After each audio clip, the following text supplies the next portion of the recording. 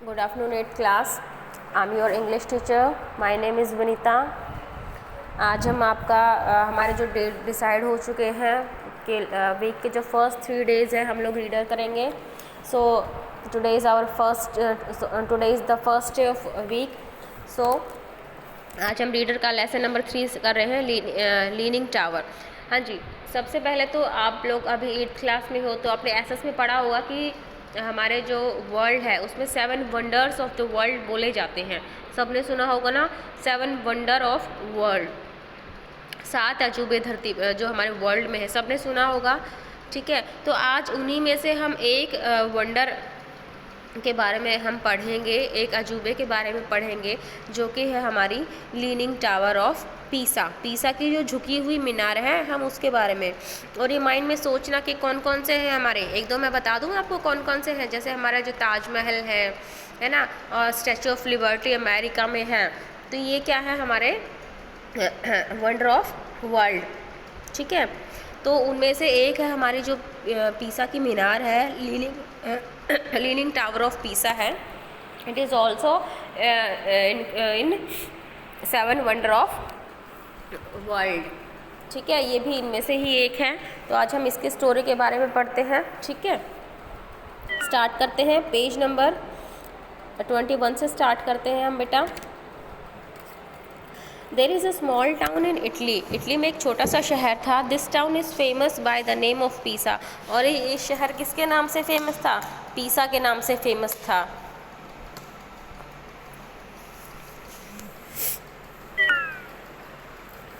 Perhaps this town would have gone unnoticed from the eye of international community. हाँ जी, जो ये town है, जो इंटरनेशनल जो कम्युनिटी थी, जो इंटरनेशनल जो हमारा वर्ल्ड था, वो उसमें वो जो इसका ना नोटिस नहीं कर रहा था, इस शहर को बिल्कुल ही अननोटिस था. And tourist had there not been the famous tower. और जो टूरिस्ट थे वो भी इस फेमस टावर के बारे में नहीं जानते थे. मीन्स यहाँ पर विज़िट करने के लिए वो लोग नहीं आते थे. Better known as the leaning tower of Pisa. हाँ जी, और इसको जो मतलब बेटर नॉन, इसको अच्छे से सिर्फ इसको लीनिंग टावर ऑफ पीसा के नाम से इसको अच्छे से जाना जाता है. What makes this tower famous is its bend. और जो इस टावर को फेमस बनाता है वो क्या है? Its bend, इसका झुकाव. The tower is leaning south by 5 meter from the base.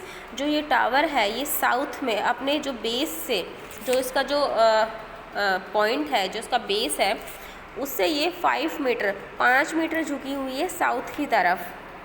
The tourists come here in hordes to see how a stone masterpiece could so blandly stand against the law of physics and gravitational. हाँ जी, जो tourist हैं जो हमारे इसको देखने के लिए आते हैं, कम हेयर इन होर्ड्स यानी कि टीम्स में आते हैं, यानी कि इकट्ठे होकर वो आते हैं इसको देखने के लिए. क्या देखने के लिए आते हैं? कि हाउ आ स्टोन मास्टरपीस, की कैसे एक जो पत्थर है, कुड सो ब्लेंटली, कि इतने शान से मतलब खड़ा है, stand against the law of physics and जो ग्रेविटेशनल फोर्स है, जो हमारी फिज़िक्स है, इन सब के लॉ को उसने एक साइड में रखा हुआ है. क्योंकि कहते हैं ना कि ऐसे झुकी हुई तो मतलब मीनार जैसे वो झुकी रखी है, 5 मीटर वो साउथ में झुकी हुई है मीनार. तो ऐसी क्या कोई बिल्डिंग होती कि वो झुकी रहे और वो खड़ी भी रहे? कितने टाइम से वो खड़ी हुई है? ऐसा होता है कि अगर जो दीवार झुकी वो गिरेगी कभी ना कभी. लेकिन जो फिज़िक्स और जो ग्रेविटेशनल फोर्स है ना, कि झुक गई तो ग्रेविटेशनल फोर्स क्या नीचे की तरफ आएगी. लेकिन यहाँ पर इस जो पीसा की मीनार है उसने ग्रेविटेशनल फोर्स को भी रॉन्ग गलत कर दिया, फिजिक्स की थ्योरी को भी इसने गलत कर दिया. ये झुकी है और काफ़ी ना तो हिल रही है बिल्कुल भी, है ना, बिल्कुल झुकी हुई है 5 मीटर में, और ऐसे कैसे खड़ी हुई है, ना गिरती है ना ही ख़राब हो रही है कहीं से भी. ठीक है, तो यहाँ पर इसने दोनों ही फिज़िक्स के और ग्रेविटेशनल फोर्स दोनों ही लास्ट को यहाँ पर इसने गलत कर दिया है. And what makes it terrific is the fact that this tower further tilts. और इसको मतलब ये जो फैक्ट है कि ये झुकी हुई है, और इसको क्या टेरिफिक बनाता है, मीन्स और भी क्या इसको थोड़ा सा डरावना सा बनाता है कि दिस टावर फर्दर टिल्ट्स. और ये जो मीनार है ना, ये फर्दर मीन्स आगे भी झुकी रही है, मीन्स डे बाय डे थोड़ा थोड़ा ये और ही ज़्यादा झुक रही है.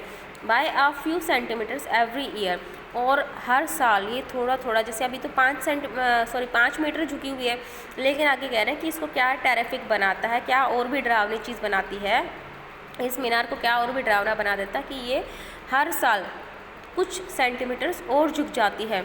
Until recently there were apprehensions that this tower could fall over and get destroyed anytime। हाँ जी, और ये apprehensions क्या होते हैं, शंका, ये संदेह आ जाता है कि कहीं ना कभी this tower could fall over, कि ये जो टावर है ये कभी गिर जाएगी, and get destroyed any time, और कभी भी ये टावर ख़त्म हो सकती है, नष्ट हो सकती है। It was due to this fear that entry to it was closed for a considerable time। हाँ जी, और इस चीज़ को देखते हुए कि कभी भी गिर जाएगी, तो जो विजिटर्स है उसको मना कर दिया कि इसकी एंट्री को क्लोज़ कर दिया गया ये कंसिडरेबल टाइम के लिए, कि देखने के लिए कि क्या पता ये ऐसे झुकी हुई है। तो स्टार्टिंग में जब इसको खोला गया था, बनाया गया था, खोला गया देखने के लिए, तो एक कंसिडरेबल टाइम, एक लिमिटेड टाइम के लिए इसको बंद कर दिया गया कि क्या पता है गिर ही जाए, भाई किसी का नुकसान हो जाए, इससे अच्छा इसको बंद ही कर देंगे। Of course, the government of Italy found it difficult to disallow people to visit and see the marvel। हाँ जी, और बिल्कुल ये जो गवर्नमेंट है, इटली की जो गवर्नमेंट है, उसके लिए बहुत मुश्किल रही होगी ये चीज़ें कि पीपल को बैन करना कि यहाँ पर ना आए इसको देखने के लिए, बहुत ही मुश्किल चीज़ थी इटली की गवर्नमेंट के लिए। The construction of the famous tower is a long story. इस फेमस टावर की जो कंस्ट्रक्शन है, जो उसकी बनावट है, जो इसका निर्माण है, कंस्ट्रक्शन होता है बेटा निर्माण, वो एक लंबी कहानी है। Eight once in 12th century, 12वीं शताब्दी में, Pisa was one of the most powerful city state. जो पीसा है वो बहुत ही पावरफुल सिटी स्टेट थी। It had many colonies stretching across the Mediterranean sea. हाँ जी, उसकी काफ़ी सारी कॉलोनीज़ थी, यानी काफ़ी सारे आप कह सकते हैं कि शहर कह सकते हैं आप, ठीक है, जो कि मेडिटेरियन सी के आसपास थे, स्ट्रेचिंग ओवर, बिखरे पड़े थे या फिर फैली हुई थी ये मेडिटेरियन सी के आसपास इसकी कॉलोनीज़। द एफ्लुएंट होता है बेटा रिच, एफ्लुएंट होता है रिच, देखो रेड में जो इंक में लिखा गया है एफ्लुएंट यानी कि rich. Rich traders of the city state planned to make a grand architecture which was to earn them a name in the history। हाँ जी, जो इसके जो रिच बड़े बड़े जो व्यापारी थे, जो ट्रेडर्स थे सिटी के, उन्होंने क्या प्लान किया कि जो हम अपने सिटी का ना ग्रैंड आर्किटेक्चर, एक बहुत ही भव्य आर्किटेक्चर बनाएंगे, ठीक है, और which was to earn them a name, और इस तरीके से बनाएंगे कि जो कि हिस्ट्री में कि हमारा नाम ऊँचा हो जाए। The constructions began on 9 अगस्त 1173। हाँ जी, और जो इस मीनार का इस जो बिल्डिंग का कंस्ट्रक्शन है वो 9 अगस्त 1173 में स्टार्ट हुआ। But a great mistake was committed then, लेकिन एक बहुत बड़ी मिस्टेक तब हुई। The architects mistakenly laid the foundation of the structure on the soft alluvial silt. हाँ जी, जो वहाँ जो आर्किटेक्ट्स थे, जो उसको बनाने वाले थे, जिन्होंने इसका डिज़ाइन किया था, उन्होंने जो इसका फाउंडेशन, जो इसकी नींव रखी इसके स्ट्रक्चर की, वो एक जो सॉफ्ट एलुवियल जो सिल्ट थी ना, जो चट्टान थी, एलुवियल जो सिल्ट थी, उसके ऊपर इसकी फाउंडेशन रख दी, इसकी नींव रख दी। आपने देखा होगा कभी जो वैसे आपके पापा मतलब पेरेंट्स ने घर वगैरह बनाया होगा तो स्टार्टिंग में नींव रखते हैं ना, तो इस बिल्डिंग की जब उन्होंने नींव रखी, और नींव के लिए क्या होता है कि जो मिट्टी है वो हार्ड होनी चाहिए, जो हमारा सरफेस है वो हार्ड होना चाहिए, लेकिन उन्होंने यहाँ पर गलती क्या की कि उन्होंने एलुवियल सिल्ट, जो एलुवियल की जो सिल्ट थी, जो चट्टान थी वो सॉफ्ट थी, उस पर इसकी फाउंडेशन कर दी, उसकी नींव रख दी। It is said that this place was buried river bed, और ये कहा जाता है कि जो यहाँ पर है ना कोई नदी, वो मतलब जो कहते हैं नदी दफना दी है, या फिर इसके नीचे नदी थी, वो कीचड़ वगैरह, तो कहते हैं कि यहाँ पर वो एक नदी है, रिवर बेड, जो नदी है वो अंदर दफना दी गई है, या जो नदी वो लुप्त हो जाती है ना, तो वो कहते हैं कि यहाँ पर कोई नदी होगी वो लुप्त होगी, तो इस वजह से मिट्टी ऐसी है।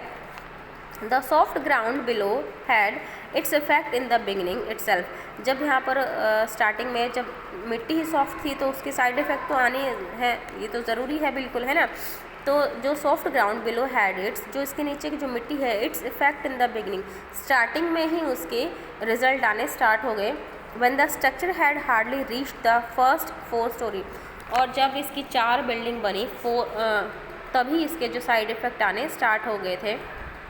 The structure began to tilt northwards, जो स्ट्रक्चर है, टिल्ट होता है बेटा झुकना, जो नॉर्थ की तरफ उसने झुकना स्टार्ट कर दिया। The builder then decided to make the column and arch on the north, तो जो उसके बिल्डर्स थे उन्होंने क्या डिसाइड किया कि जब ये स्ट्रक्चर बना तो इसने झुकना स्टार्ट कर दिया नॉर्थ की तरफ, तो उन्होंने क्या डिसाइड किया कि हम इसके कॉलम्स बनाएंगे, मीन्स खंबे बना देंगे, है ना, इसको सपोर्ट करने के लिए, और आर्क यानी कि एक चाप बना देंगे ऑन द नॉर्थ, नॉर्थ की तरफ, taller than the one on the south, जो कि साउथ से लंबी होगी। The construction continued for some more time on the enormous structure.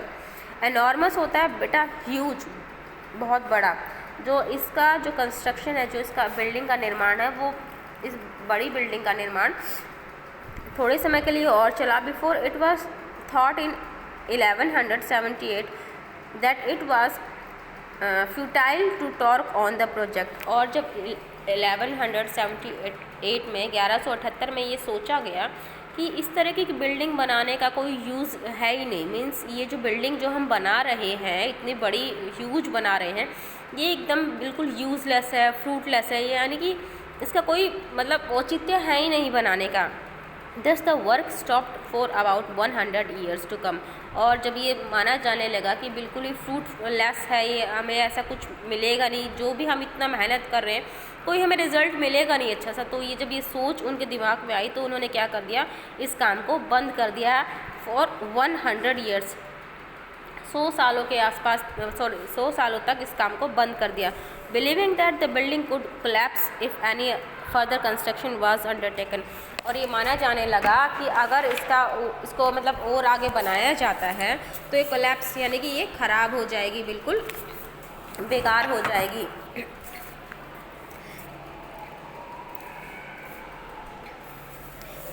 इन 1272 में the work on this tower was resumed with a great discussion. हाँ जी, 1272 में 100 सालों के बाद फिर से इस बिल्डिंग पे काम स्टार्ट हुआ विद अ ग्रेट डिस्कशन, और बहुत ही ज़्यादा डिस्कशन हुआ, बहुत ही मतलब सोच समझ के इसके ऊपर काम स्टार्ट किया गया। The soil under it had compressed much, जो इसके नीचे जो मिट्टी थी उसको अच्छे से कंप्रेस किया गया, उसको दबाया गया। In contrast to the situation in previous century, और it now tilted southward in contrast. हाँ जी, अब अगर हम इसके देखें जो पहले वाली सिचुएशन है और आज वाली सिचुएशन के 1200 साल बाद जब हम इस ज़मीन को देख रहे हैं तो एक कॉन्ट्रास्ट है इनके बीच में, एक क्या बोलते हैं, हाँ,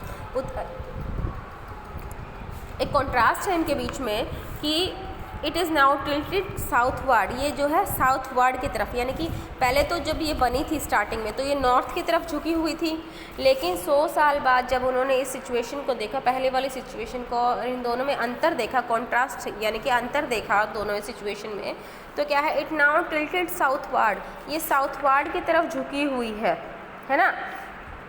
पहले तो नॉर्थ की जब बनी तो नॉर्थ की तरफ, लेकिन जब अब इसको 100 साल बाद देखा तो अब किसकी तरफ झुकी है, ये साउथ की तरफ है। So when the construction was resumed, और जब इसका कंस्ट्रक्शन रिज्यूम किया गया यानी कि दोबारा फिर से स्टार्ट किया गया, the column on the south were made taller than the one on the north to keep balance. हाँ जी, और फिर क्या हुआ, the column on the south were made, हाँ जी, और फिर जब ये नॉर्थ की तरफ झुकी थी तो डिसाइड किया गया था ना कि एक कॉलम बना देंगे और एक चाप बना देंगे कि ना, टॉलर टू द साउथ की तरफ। तो इस बार भी ऐसा ही किया इन लोगों ने कि कॉलम ऑन द साउथ की तरफ खंबे बना देंगे, वर made taller than one of the north, और जो कि नॉर्थ की तरफ से थोड़े से लंबे होंगे, टू कीप बैलेंस, इसका बैलेंस बनाने के लिए। It took a mammoth work force over 6 years to take the structure from the 4th story to the 7th story। हाँ जी, ये जो मैमथ वर्क है यानी कि बहुत ही वेरी ह्यूज, जो इस तरीके की जो बहुत ही ज़्यादा बड़ी बिल्डिंग है, इसके 4 स्टोरी से लेकर 7 स्टोरी तक, यानी कि 6 माले से की बिल्डिंग से लेकर 7 माले तक बिल्डिंग बनाने के लिए 6 ईयर्स 6 साल लगे। Since the structure continue to tilt southward, लेकिन जो ये स्ट्रक्चर है कंटिन्यू टू टिल्ट साउथवर्ड की तरफ इसने ये झुका हुआ है। The work was stopped in 1278, और जो एक काम है ये 1278 में बंद हो गया। तो देखो 4 स्टोरी तो उन्होंने पहले बना दी थी, उसके बाद 4 से लेके 7 स्टोरी यानी कि 3 मंजिलें और ऊपर बनाई। उसको बनाने के लिए कितना ईयर लगे इनको? 6 साल लगे, from the 4th storey to the 7th storey. ठीक है, द स्ट्रक्चर हाँ जी, a desire remained in the heart of those who wanted the tower to became a great monument. हाँ जी, अ डिज़ायर रिमेन्ड, एक इच्छा जो भी इसको जो आर्किटेक्ट थे उनके मतलब एक इच्छा उनके माइंड में थी, सॉरी उनके दिल में थी, ए डिज़ायर रिमेन्ड की उनकी थी, उनके दिलों में एक डिज़ायर थी कि who wanted the tower to became a great monument. वो चाहते थे कि जो ये टावर है वो एक बहुत बड़ा मॉन्यूमेंट बन जाए, एक फेमस बन जाए। Pondering over the unprecedented situation, और इस टाइप के विचार को उन्होंने अपने माइंड में रखते हुए, इस अनप्रेसिडेंटेड होता है बेटा इस बेमिसाल, अनप्रेसिडेंटेड होता है बेमिसाल, और इस बेमिसाल सिचुएशन, इस विचार को उन्होंने अपने माइंड में रखते हुए द वर्क रीस्टार्टेड इन 1360। उन्होंने फिर से, जब ये काम दोबारा फिर से बंद हो गया 1278 में, तो 1360 में उन्होंने कि ये बिल्डिंग बहुत फेमस हो जाएगी, फेमस ग्रेट मॉन्यूमेंट बनेगा। तो इस चीज़ को उन्होंने अपने दिमाग में रखते हुए फिर से काम स्टार्ट किया। This time they added belfry angling it northwards. इस टाइम उन्होंने क्या किया कि बेल्फ्राई एंगलिंग, एक घंटे के आकार का जो है नॉर्थवर्ड्स की तरफ इन्होंने ऐड किया। ऑल्सो बिल्ट 2 एक्स्ट्रा स्टेप्स, और उन्होंने 2 extra steps in the base on the south to at least limit the dangerous proposition. और उन्होंने क्या किया, जैसे ये साउथ की तरफ झुक रही है ना, अब जैसे पहले तो नॉर्थ की तरफ थी लेकिन अब ये साउथ की तरफ, तो उसके इस झुकने वाले जो खतरे को कि कभी गिर ना जाए, इस खतरे को उन्होंने, इसकी लिमिट को, इसकी जो डेंजरस लिमिट को कम करते हुए उन्होंने साउथ की तरफ 2 एक्स्ट्रा उन्होंने निर्माण कार्य किया। कुछ उन्होंने शायद दिया तो कोई पिलर्स वगैरह बनाए, तो उन्होंने कुछ स्टेप्स, 2 एक्स्ट्रा स्टेप्स उन्होंने बनाए अब जो इसके गिरने की जो डेंजरस जो है इसके खतरे को कम करने के लिए। ठीक है, तो हम यहीं पर इसको फिनिश करते हैं पेज नंबर 22 पे।